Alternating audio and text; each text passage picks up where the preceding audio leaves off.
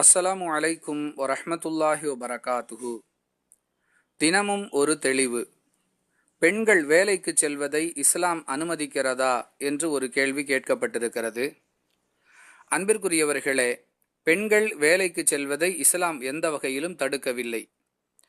மாறாக அனுமதி வழங்கியிருக்கிறது. மேலும் சில ஒழுக்க வழிகாட்டுதல்களை சொல்லித் தருகின்றது.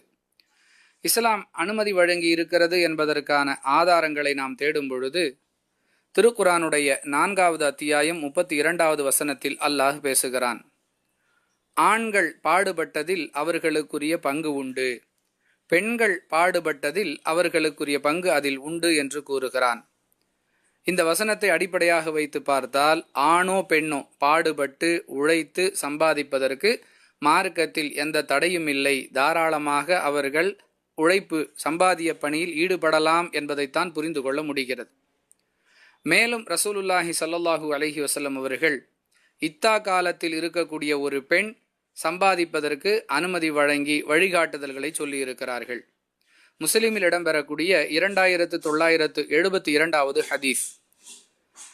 ஜாபிர் பின் அப்துல்லா ரதியல்லாஹு அன்ஹு அவர்களுடைய அறிவிப்பாக இடம்பெறக்கூடிய செய்தியில் தன்னுடைய சிறிய தாய் இத்தா காலத்தில் சம்பாதித்துக் கொள்வதற்கு பெருமானார் ஸல்லல்லாஹு அலைஹி வஸல்லம் அவர்களால் அனுமதி வழங்கப்பட்டிருந்தார்கள் என்பதை பார்க்க முடிகிறது. தோட்டத்திற்கு சென்று பழங்களை பறித்து அதை கொண்டு கிடைக்கக்கூடிய வருமானத்திலிருந்து தர்மமும் செய்யலாம், உன்னுடைய தேவைகளுக்கும் நீ அதை பயன்படுத்தி கொள்ளலாம் என்று அல்லாஹுடைய தூதர் அவர்கள் சொன்ன வாசகத்தை ஜாபிர் பின் அப்துல்லாஹ் ரதியல்லாஹு அன்ஹு அவர்கள் அறிவிக்கிறார்கள்.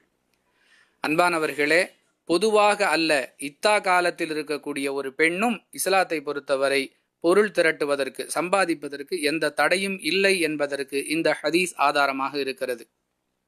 அதே நேரத்தில் ஒரு பெண் எல்லா நிலைகளிலும் கடைபிடிக்க வேண்டிய ஒழுக்கங்களை பொருள் திரட்டக்கூடிய சம்பாத்திய பணியிலும், அதாவது வேலைக்கு செல்வதாக இருந்தாலும் சரி, வியாபாரம் செய்வதாக இருந்தாலும் சரி, அந்த ஒழுக்க மாண்புகளை கடைபிடிக்க வேண்டும்.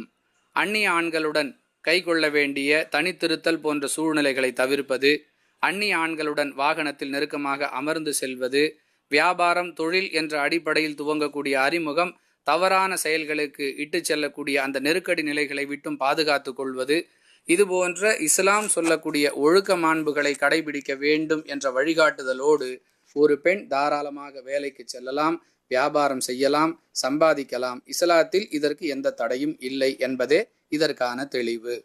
வாஹிர் தஅவானா அனில் ஹம்துலில்லாஹி ரப்பில் ஆலமீன். அஸ்ஸலாமு அலைக்கும் வரஹ்மத்துல்லாஹி வபரகாத்துஹு.